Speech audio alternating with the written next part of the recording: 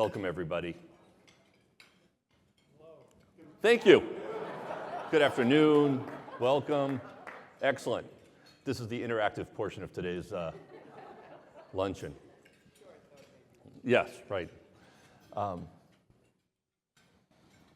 It was Holocaust survivor and Nobel Peace Prize winner Elie Wiesel who said, "It brings gratitude to my heart each time I meet someone and look at his or her smile." It brings gratitude to my heart each time I look at someone and see his or her smile. What a wonderful reminder as you have a challenging day and circumstances aren't going your way, to recognize the ability for community and others to uplift your spirits and for you to do the same. That level of gratitude is something that comes from building a community. On behalf of Boston College and the Carroll School of Management, welcome to the Boston College Chief Executives Club.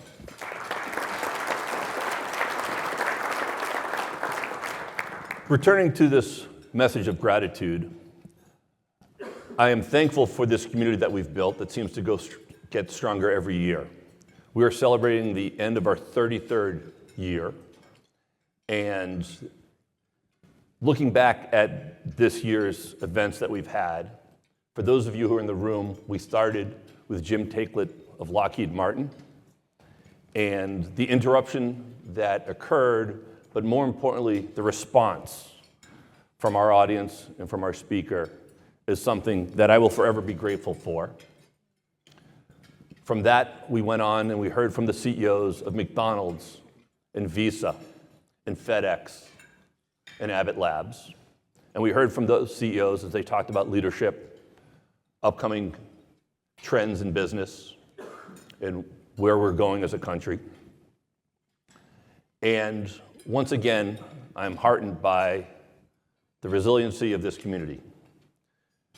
When you also think about this past season, I recognize that we've had a terrific partnership with our host here at the Boston Harbor Hotel. Stephen Johnson, would you please stand? He's the general manager here.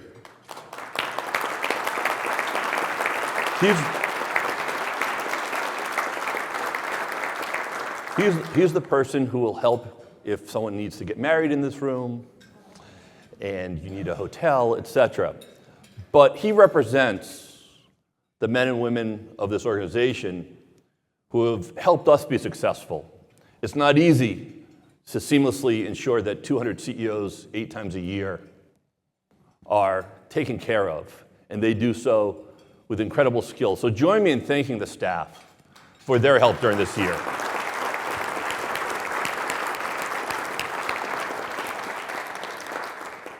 It truly would be a different event if we weren't at the wharf room of the Boston Harbor Hotel. You should see our lineup for the fall. We are set for our fall lineup. Our first event will be on September 10th when we host Renee Jones of M&T Bank. In October, Bob Bradway from Amgen will be here. And last week we received a commitment from Adina Friedman from NASDAQ, who will join us in November. So those dates will be sent to you in the coming days. We look forward to seeing you in the fall after a fantastic, relaxing summer. Now for today's business, as you know, our host is Roger Crandall, the chairman, president, and CEO of Massachusetts Mutual Life Insurance Company. Mass Mutual provides a wide range of holistic financial solutions, including protection accumulation, wealth management, and retirement income products. They offer more than $1 trillion in life insurance and have a total adjusted cap of more than $33 billion. He joined Mass Mutual in 1998 as a real estate investment trainee and has worked his way up to the top, being named president in 2008 and joining the board of directors, and then chairman in 2010. He takes an active leadership role in industry, civic, academic, and economic development organizations. He serves as the chair of the board of directors of the Federal Reserve Bank of Boston, a member of the Business Roundtable, the Massachusetts Competitive Partnership, and we're proud that he's on our board of directors. Governors, sorry. He attended UVM for undergrad and got his MBA from Wharton at the University of Pennsylvania. Our keynote speaker today is, of course, Bob Sternfels, the global managing partner of McKinsey & Company. He chairs the firm's board of directors. His focus is on ensuring McKinsey lives up to its dual mission of helping their citizens realize lasting and substantial improvements in their performance while also attracting, developing, and maintaining key personnel. His background is rather mundane. He attended Stanford, where he was on the varsity water polo team, if I'm not mistaken.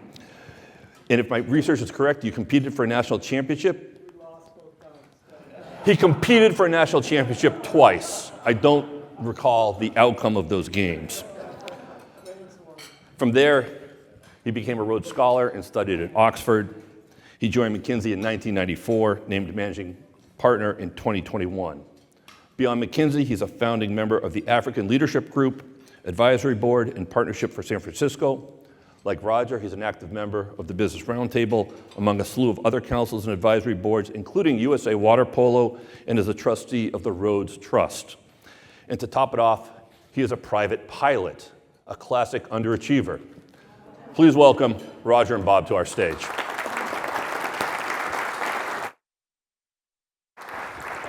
Thank you. Well, Bob, welcome. Yeah, it's great to be here. Thank you. There's nothing Thanks going for on in doing the this. world, right? So there's going to be nothing to talk about. But Nothing. you know, you're in this interesting position. You were saying to me every day you talk to a couple of CEOs around the world. But let's just start with what's on your mind? What are you hearing? What are you thinking about? Yeah, well, it's first I'd just say thanks for being up here with me, and Warren, thanks for this, and for all of you coming. I do think it's a time where just sharing perspectives with each other is probably at an all-time premium. And you know, to your point, Roger, I do try and get out and listen to the clients that we work with and talk to several every day. And there's no shortage of issues right now. And you know, if I were just to pick a few that I hear time and time again that cut across industries, but also across geographies. Warren mentioned a word that I hear a lot, which is resilience. This idea of how do I make the company that I lead more resilient? Because the range of scenarios that we may be leaning into are getting wider and wider, not narrower and narrower. So do I have resilience in my organization and all that entails? There's also an aspect of the topic that is on everybody's mind, Gen AI and the adoption of new technology. I'd say for the non-tech CEOs that I talk to, you know, and I'll simplify it. What I end up hearing is, "Hey, Bob, you know, should I listen to my CFO or my CIO right now?" And again, this is in the backdrop of resilience, but you know, the CFO is echoing some work that we did last in January. We asked our top 500 clients just one question: could you point to Gen AI improvements in the P&L in 2024? And only 11% could say yes. And so the CFO is, hey, we're spending a lot of money. Do I need to be the lead, or can I be a fast follower at this time of resilience? And the CIO's argument is something like, this is an existential moment, this is a leapfrog in technology. And so I hear that debate going on, and is there a different way? And maybe we can talk more about that. And then maybe the last one I would flag is, maybe two, is one is, in some way, shape, or form, my org model doesn't work. It's not perfect. And I sometimes hear that it's not fast enough. And if you look at some of the moves of the large tech companies who have announced reductions, really what's under that, if you follow Microsoft or Amazon, et cetera, is not a material cost reduction, but it's to flatten their organizations to make them faster. And so some notion that my organization isn't quick enough, it's slowing me down. If you're global and have a global footprint, how to rethink that in this complicated time of geopolitics? Am I organized optimally if I operate in multiple countries? And also, talent is changing. My org isn't well suited to attract and develop talent today. And so I hear this talent question. And then maybe the last one I would just throw out there is, with all of that, a niggle of, am I giving enough time to think longer term? All of this stuff is pushing me to survive right now. As the CEO, I'm a steward. And in the truth room, Bob, if I were to tell you, I'm probably not dedicating enough time to look up a bit and kind of think longer term. And so that's worrying me. May not have an answer to it. I'm a little worried that I'm optimizing right now in the, in the short term. Mm-hmm. So maybe we can dig into AI a little bit first. How are you using AI at McKinsey? So it's a great question. And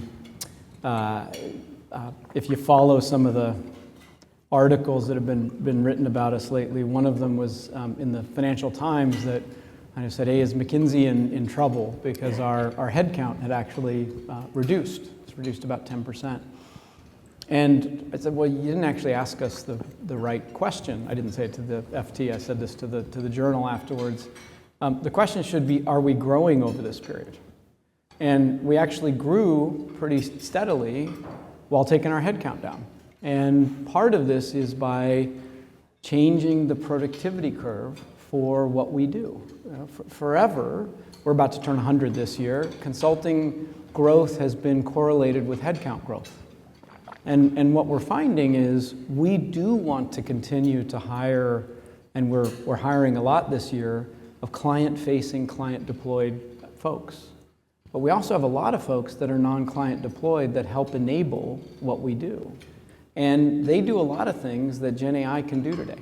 And so what we've done is we put, this may sound a little draconian, but we just said, look, we're just not going to hire any more folks in our centers. About 10,000 people in our centers worldwide, and we run about 15% attrition in those places. We said, look, we're going to use that to drive the adoption rate of Gen AI. And it's allowed us to take our total staff down about 10% while growing revenues in a similar number. And that's one thing we're doing. Mm-hmm. The other big thing that we're doing is we're rethinking our approach to talent. Because increasingly, at least what I'm finding is that the credentials you had and the skills you had before you joined our firm are going to be less and less relevant going forward. And I think this may be something for all of us, but when I took this role 4.5 years ago, I asked our recruiting teams, how we doing on talent? And they gave me, oh, we're doing great. Like, there's no, I said, why? And I said, well, because you get over 1 million people, we get over 1 million applications a year. I'm like, okay, well, that's great for about 10,000 hires roughly.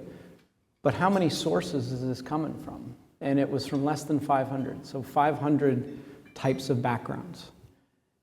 And I said, well, we just did our latest finding from our Global Institute looking at the half-life on skills for an employer. And we started this work in 1980. In 1980, the returns all of us got on average across industries, across countries, from giving a worker a skill was a little over 7 years. So if you gave your worker a skill, you'd get a 7-year return on that skill.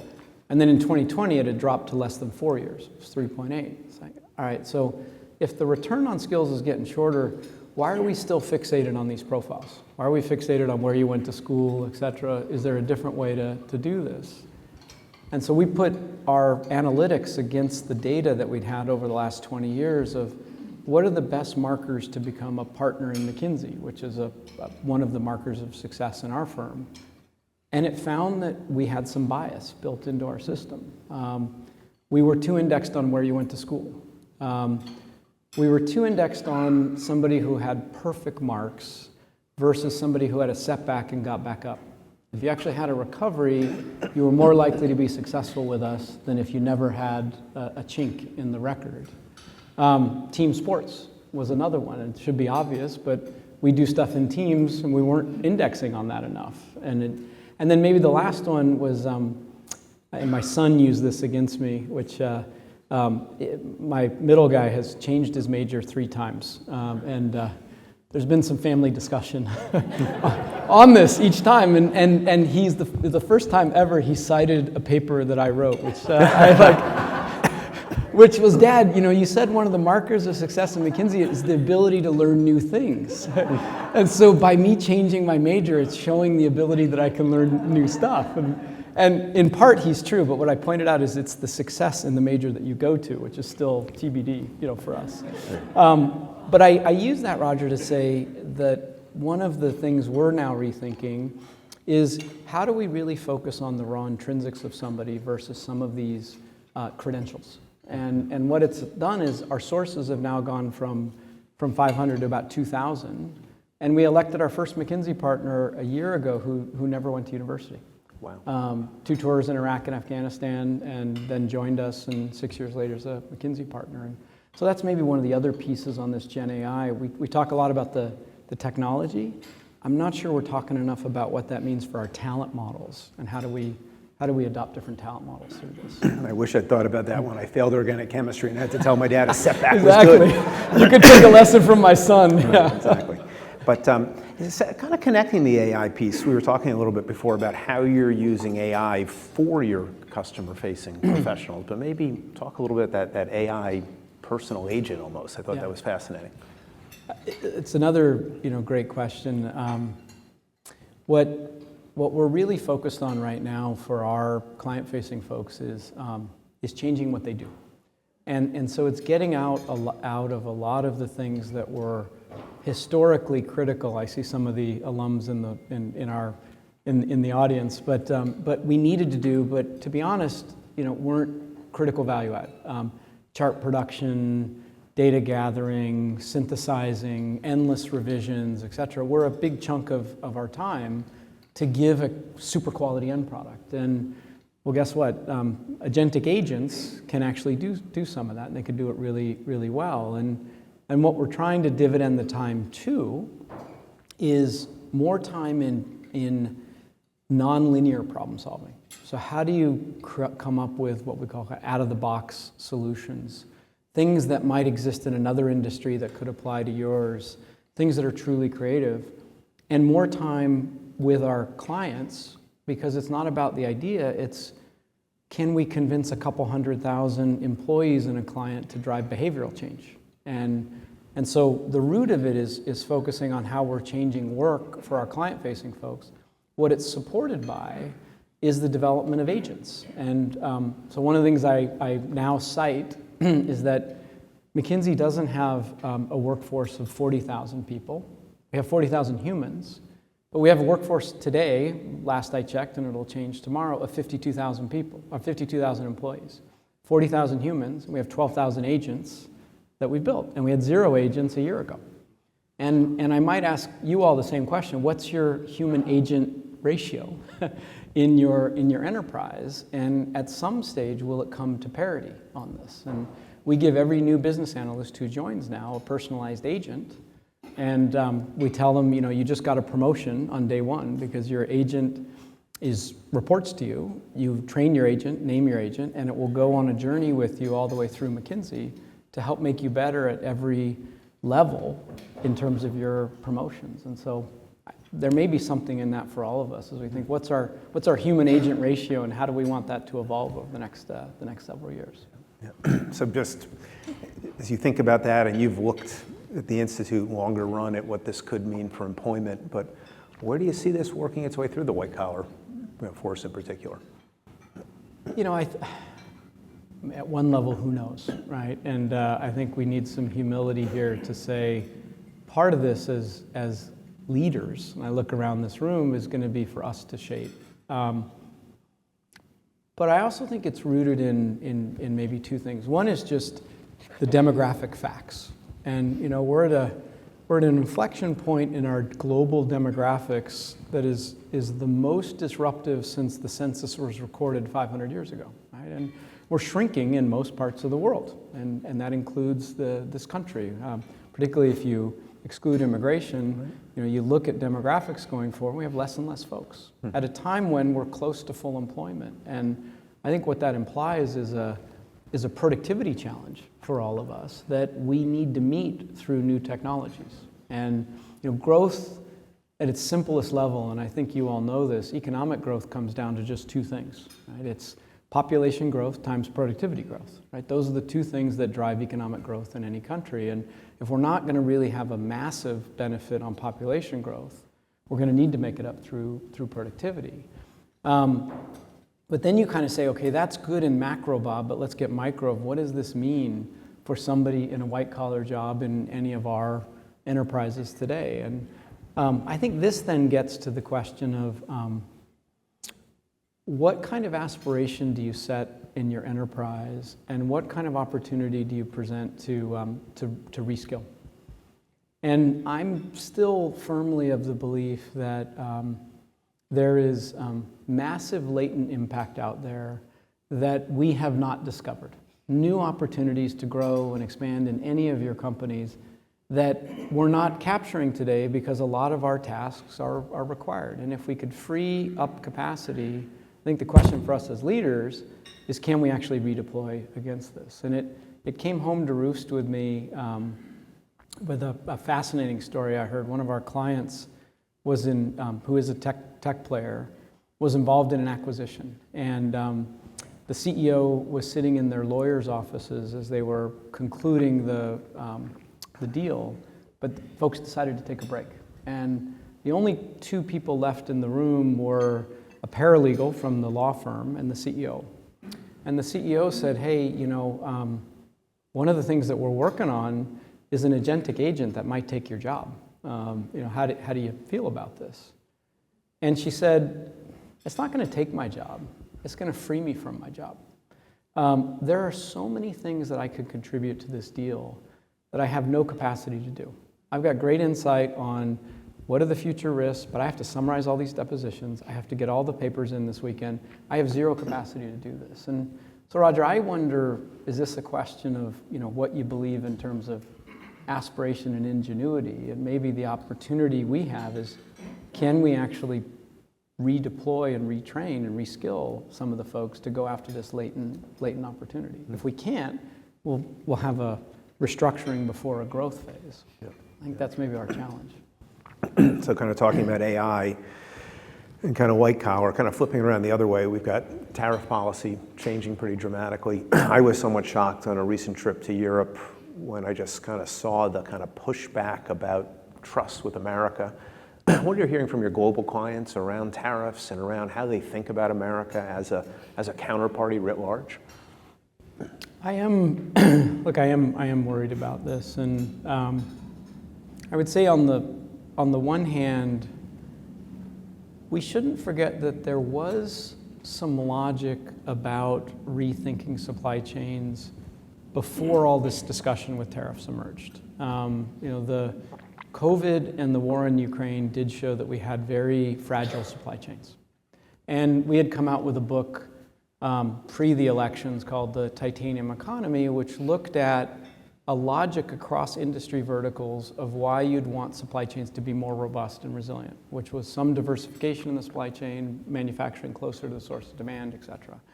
And what we're seeing is clients are looking at the decisions that are almost tariff independent around supply chains. And so there is a piece to this that is a longer term trend and a logic.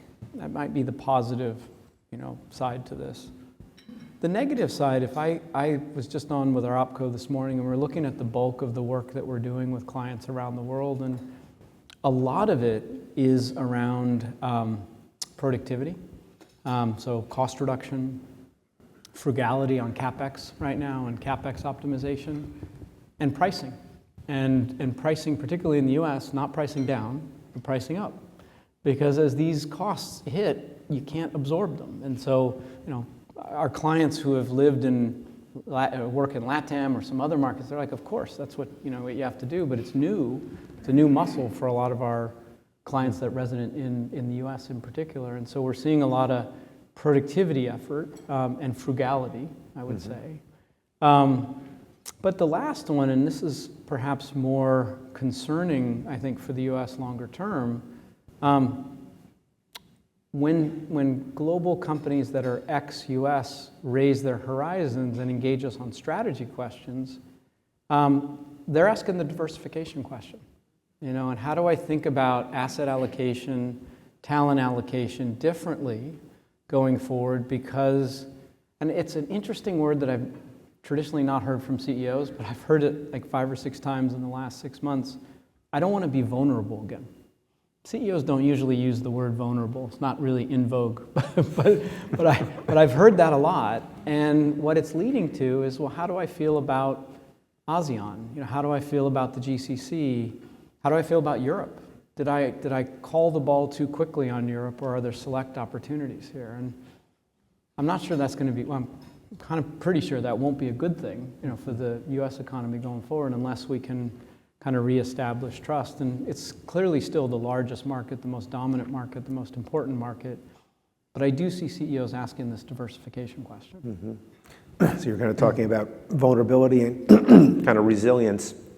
Are people excited about opportunities as well, or are they, really worried about resilience and vulnerability today? Well, I think there are some pockets of opportunity here. And, one we were talking about. I do think this acceleration of new technologies to change the business model is a massive unlock. And the folks who are doing this in very smart ways, focused domain areas, et cetera, things like customer care, coding, R&D, massive opportunities in shortening the cycle times in R&D. I see some of the tech-heavy folks here. Those are huge unlocks. I think the other is I think some of the savvier, longer-term leaders are saying, I want to be opportunistic with divestitures. So as everybody gets frugal, one of the things that happens is you see pressure to focus on the core and divest non-core assets. And the data does bear out that the buyer of those assets tends to do disproportionately well. They do disproportionately well, one, because the sale conditions have some form of stress, right? Some form of timing is not perfect, et cetera. And more than likely, they haven't been run optimally. It was part of the reason they were non-core. And so we're starting to see a rise in requests about, let's look through what might be non-core assets, and can we be present when those actually present to make some acquisition opportunities. And I suspect you might see that pick up, both in publicly traded companies, but also long-term holds in private equity, where you're getting toward the end of the fund, secondaries. And you'll probably start to see a rise on those. So those might be two opportunities there.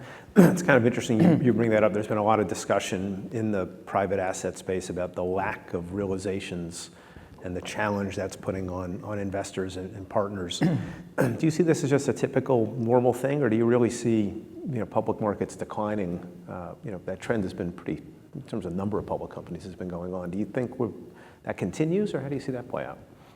It's a complicated problem. I know you got Adina coming with NASDAQ in the flow. Probably better question for her, and she'll be probably the clearest champion for public markets. But look, private markets is continuing to rise. If you look at the UK, right, the majority of the largest companies in the UK are now private, not publicly traded. And some of that is the regulatory environment. Some of it is innovations and access to capital. But at the same time, I think we are ripe for innovation in private capital. Mm-hmm. And so some of the points we were just talking about, there are still stress points in asset classes in private capital. Private equity in particular has some time frames that aren't necessarily commensurate with real long-term thinking, because the funds all have predefined periods of time. And that's why I think the secondaries are going to start to kick in as the pressure to realize comes in. And so what our team has done is they've looked at private capital over the next 15 years, and what we think is there'll be a whole bunch of new asset classes in private capital. And those might be collaborations, and Roger, you've been at the forefront of this, but I think the broader insurance industry will be an innovator. I think some of the upstream asset owners will be innovators.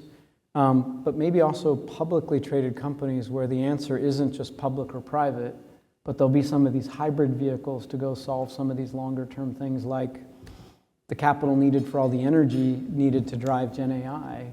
You may see some hybrid vehicles, going forward. That would be the optimist case.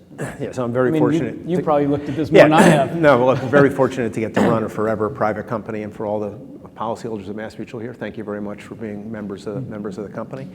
We were joking about it. We don't know exactly what we were investing in 1855 and 1860, but they're probably private. Yeah. So we've been investing in private markets for a very long time. They're hardly new. And this ability to take a long-term view and align assets and liabilities is powerful. So we think there's definitely a place for it. But we're very excited about those growth opportunities. Maybe again, flipping a little bit again, you talked about the tension between CFO and CIO. Maybe expand on that a little bit more. I'm nervous as I look at where AI could play in our industry, and frankly, I see cost takeout, which is really jobs, right? So on the one hand, I love the fact that we employ lots of people. On the other hand, I've got to compete in this global kind of market, but where do you see that tension? Giving everyone an agent. I think you've added 12,000. You said, if I got the numbers right. So, have you fired any yet? Fired any agents? We have retired our first vintage ones. It's much easier to fire an agent. Much easier. Well, tell us. You talked about getting people to be comfortable with agents. I thought. Almost like a behavioral, psychological approach you took to do it. I thought this was a pretty fascinating story. Well, and I'd love to hear some of your experiences on this one too. But so I do think the deployment of Gen AI in lots of areas right now, is yielding productivity opportunities, which do mean for lots of tasks we need less folks. And so I think some of the opportunity we face is, okay, and I even asked our team on this. I said, we've got a 5-year strategy. Do we really have a 5-year talent strategy? We have a 5-year, but our talent strategy was not at the same horizon as our strategy. Why not? And I think we do need to think through, okay, you've identified all these new growth areas over the next 5 years.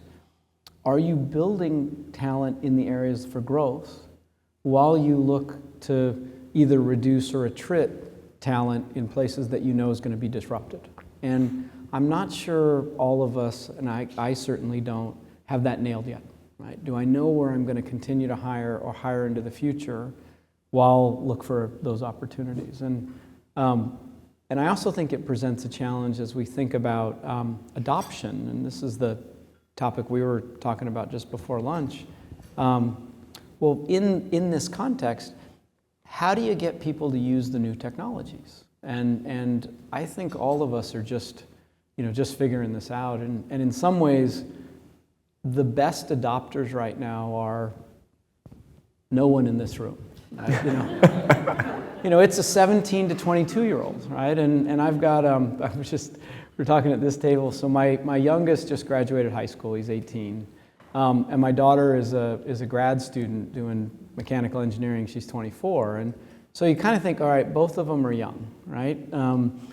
But how they use Gen AI is totally different, right? Just in a 6-year period, because he's of the first high school vintage that has pretty much gone through high school with ChatGPT. And, he'll proudly tell me, he's like, Dad, none of us read. I'm like, okay, great.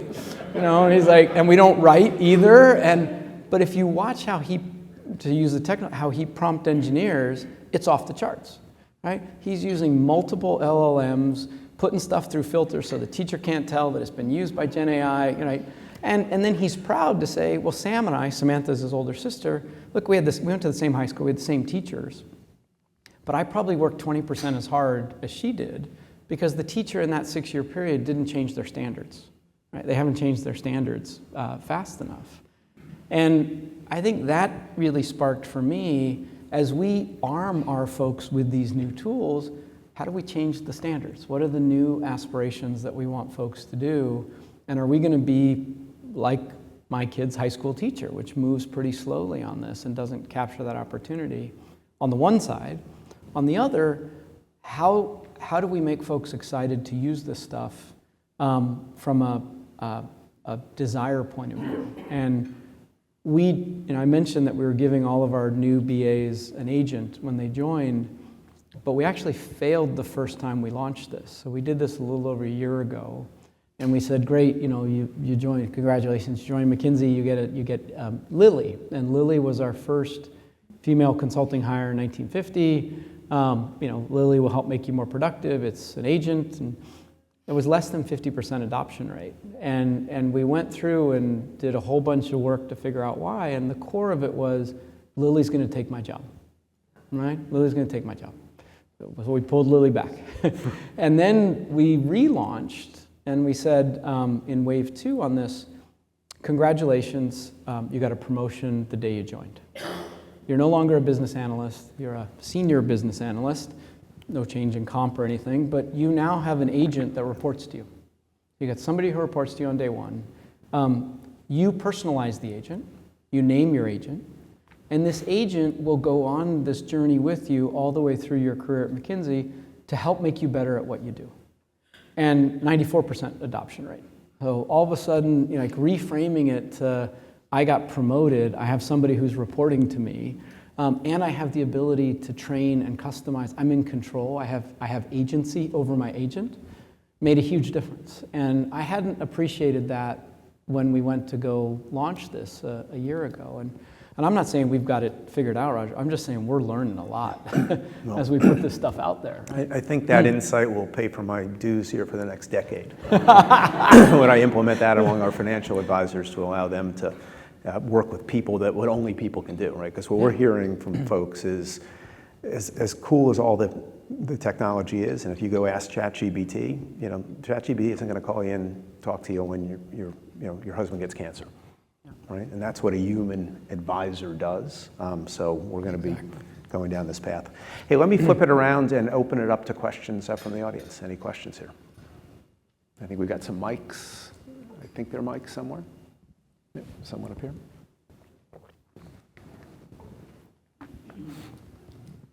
Hi there. Before we get off the subject of your kids, if they sat down with you and brought some friends and said, look, we really need some career advice.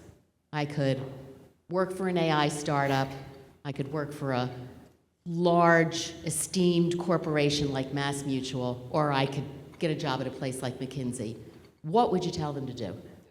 You got to go to MassMutual. How's that, Roger? Tell them to become an electrician. Seriously, though, any large corporation. No, look, and Roger, we should swap notes on this. I frame it a bit differently of, look, it's a time to learn.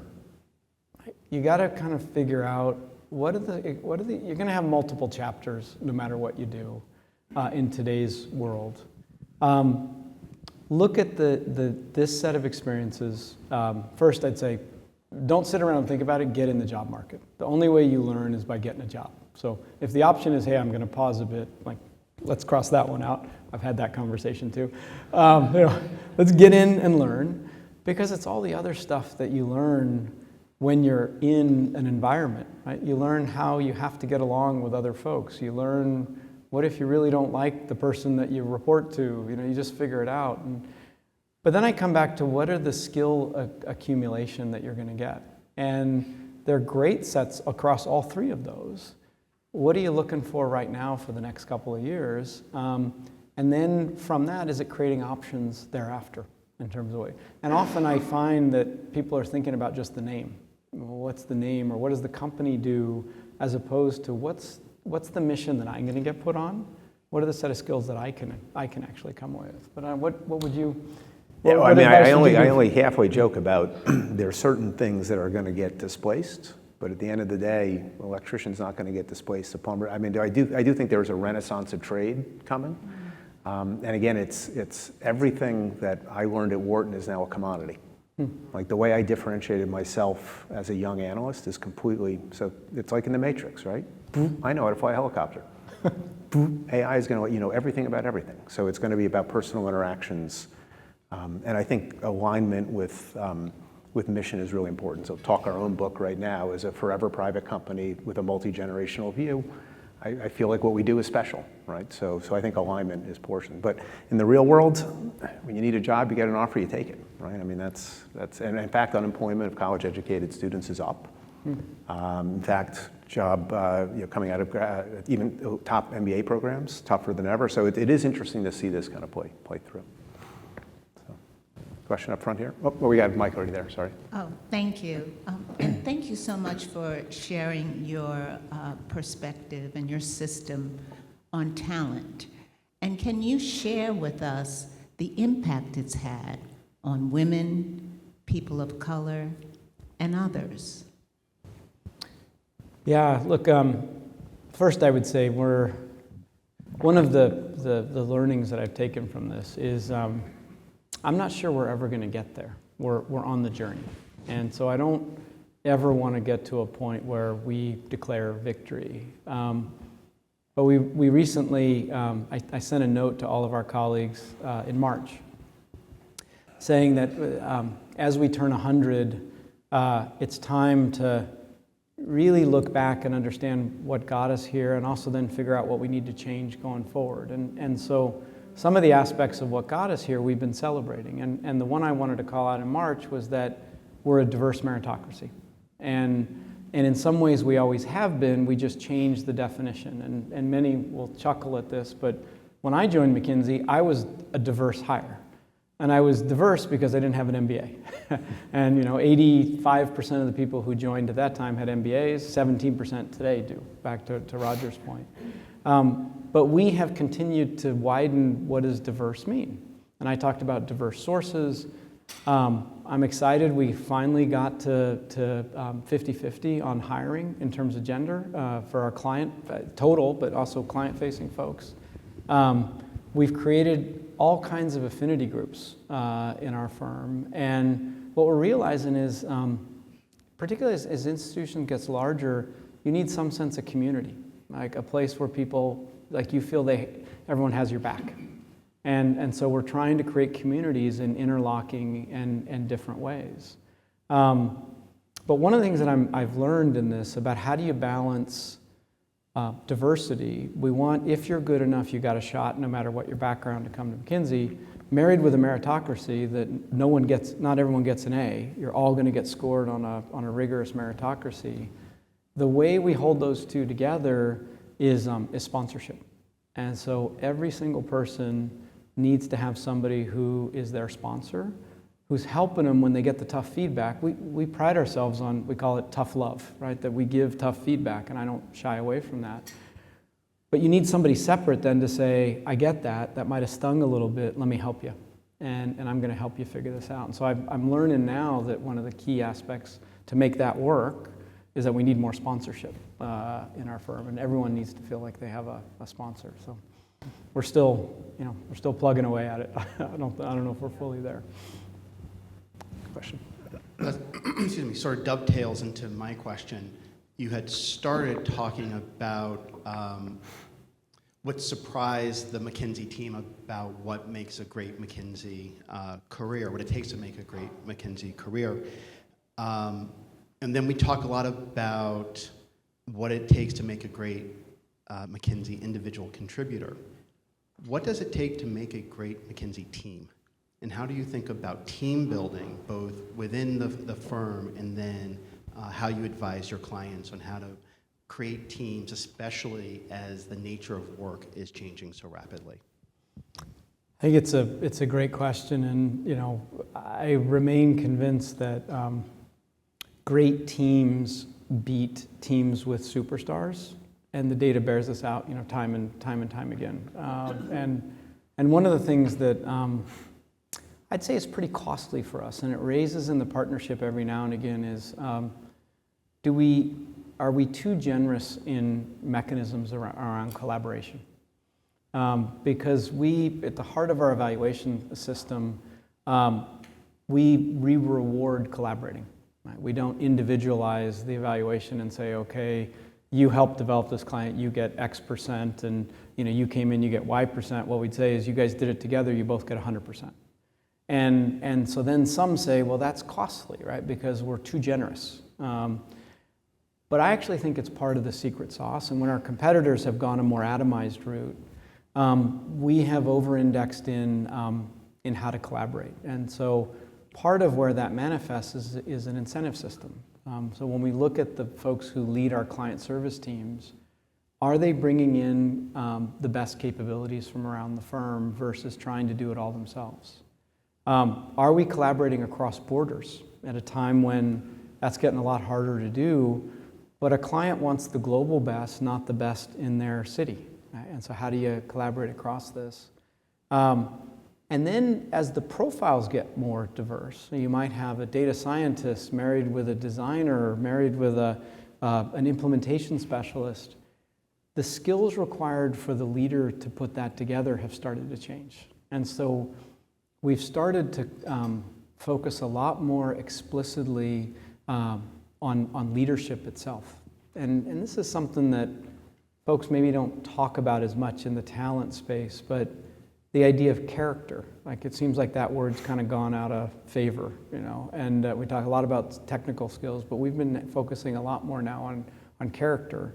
What's your character? You know, what do you do when no one's looking? How do you actually set the right team environment? And we've tried to bring in expertise from the outside. The branches of the U.S. military have been very helpful. So we've actually recruited some former leaders to help us on this different aspect around mission, team building, et cetera. And I think we're just starting to peel the onion, but one of the hopes that I have, and this goes back to what do you tell the young person joining, what I want to be able to live into is if you come to McKinsey, it won't be easy. It's going to be hard. We're not shy about that. But you will leave a better leader. The technical skills will all have a half-life, but wherever you go, you'll actually be able to lead. And our history has borne that out, but I'd like to renew that as we turn 100. And the wording may not be right, but can we really consider ourselves a leadership factory? And can you grow leaders as opposed to their intrinsic skills? All right. One more question. Do we have another? Oh. Do we have a mic? Kathy? Thank you so much. This has been is this on? Yeah. This has been an incredible discussion. Can we take ourselves a little bit out of McKinsey and out of MassMutual and into the difficulties and challenges our country is facing within itself now? And how is McKinsey facing the impact that will have on customers of yours and issues that are important to you as we see our way through what is a very interesting and divisive period of time that sets people up against one another when we really ought to be learning how each other thinks? And Roger, maybe we can both. She asked you. Yeah, no, I'll take a go. Look, I think this is one of the most, I think, existential questions we all face, and there's so many factors. Is social media an accelerant to kind of reinforcing your own belief system as opposed to bringing folks together? The demise of anything from clubs and institutions, less team-based sports, all this kind of stuff. But the place we've kind of come back to is, well, let's at least lean into opportunities for inclusive economic growth in America. And where are those? And one of the most recent we just came out with was the opportunity in rural America. And the opportunity in rural America, as you think about reindustrializing the U.S., is massive, right? The opportunity in rural America to drive our Gen AI innovation rate, because it's where most of the energy is resident, is massive. And so we've built a fact base to try and lay out what are the opportunities in rural America, but where also, when you take a siloed view, you may not see intersectionality. So what am I talking about? 70% of farms in America today are in the red, right? They don't make money. And they only make money because of dual income households, right? That somebody else has a job outside of the farm. Well, if you think about putting then a manufacturing facility in the area, that may be good for industrialization, but what it really does is it preserves agriculture in the US, small agriculture. And we haven't modeled what the crossover effects of making a manufacturing decision might be for small farms. And then what does that do for the town in rural America? And we put some of that facts together to hopefully then be a catalyst to solve an inclusion equation. Right? And I just pick that maybe as one example of the opportunity that exists in rural America that might drive more inclusive growth. Thank you very much. That's very insightful. Well, thank you. Join me in thanking Roger and Bob. Thanks, Alex. Thank you. Thanks. And on behalf of our members and our one of our favorite companies and a McKinsey alum, the Snyder, a small gift on behalf of us. Thank you so much. The problem is my son's going to stake this, I know, as soon as I get it. So he's never going to know I got it. Have a wonderful summer, everybody. We'll see you in the fall. Thanks. That was great.